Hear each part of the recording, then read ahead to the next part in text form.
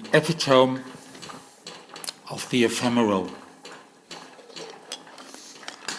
a refusal to form that does not, however, collapse into the sublime, a summation and cancellation of all the clouds ever represented in art, a veritable Aufhebung of the cloud, yet perhaps a tinge of nostalgia for Turner, an expenditure of heat, that which life itself mortgages from the sun, a coldly calculated sculpture formed with warmth, a monument to both Heraclitus, you can't put your foot into the same steam twice in this work, and Parmenides, we will not speak of the work's nothingness in the face of heat, which is the one of every living thing.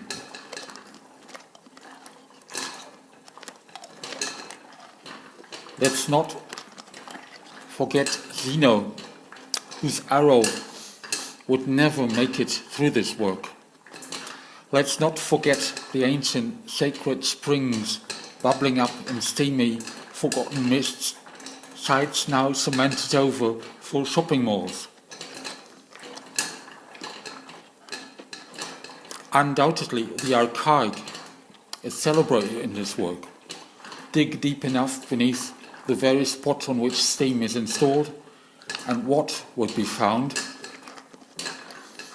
Old pottery, broken, once polished stones from forgotten settlements. And what's this? Montaigne's lost collar button? But dig deeper still and see a broken oil lamp, a Roman bronze strigil. Go deeper beyond every human artifact and into the earth's crust, and heat rises. Smoke and the churning innards of the grumbling gut of the earth itself belches up its indigestion in sulphurous clouds. Dante knew this region well. But let's leave Christianity out of it. Hell, as we might recall, requires no digging, having shaped the upper layers of the earth for the last century. Continuous smoke and fire and the scream of wars, large and small, have defeated us to Nemesis whispers. But steam is not smoke. James Watt knew what to do with both when he stuffed them into his engine and transfixed Turner,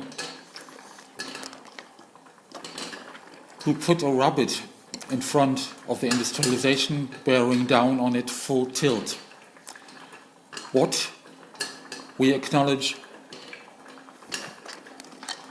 with a deep bow, but we keep his machine out of sight in the next room. It is unbearable to look at. Watt and Babbage and von Neumann do not require monuments, but a moment of silence in which we bow our heads and grit our teeth while their grinning visages embroider the pipes and wires of our magnificent cages. But let us for a moment step off the track down which technology hurtles with its relentless, terrifying momentum. Turn back once more to the archaic, the steam bath as purification, the Native American ritual of sweating in a steam-filled enclosure before battle. Not that I would dream of making claims for steam along such lines.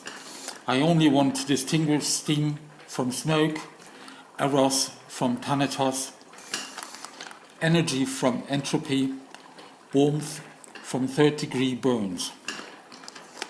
Distinguish there, Polonius, that cloud that looks very like a camel from that other over there, that looks very like a mushroom.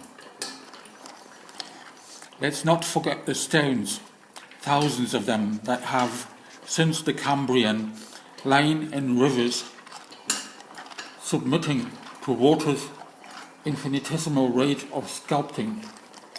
Leonardo marveled at the process. How many miniature Brancusi ovoids have been dredged up here to occupy this geometric plane through which steam percolates. These stones form the base of our monument to steam. But perhaps steam is, after all, an anti-monument. Perhaps there is a kind of monumental anti-monument, monument to the shrinking cultural space of art, a space that tends to evaporate in the face of that lurch to the right that will validate only the useful and deny the accelerating excess of all metaphor, the very site of art. After all, steam is just a lot of hot air, a towering babble of hissing, wordless vapor, a physical, visual, thermal sigh, a sweet, warm, mute breath wrung reluctantly from what's engine of work, a dump, incoherent mumble of the delights of evanescence and multiplicity, a gaseous, upward rush celebrating the contradiction of an object made from thin air, an object that upon being entered confers a white enfolding blindness, the damp frisson of a vaporous claustrophobia, and the kiss of warm stones against the foot.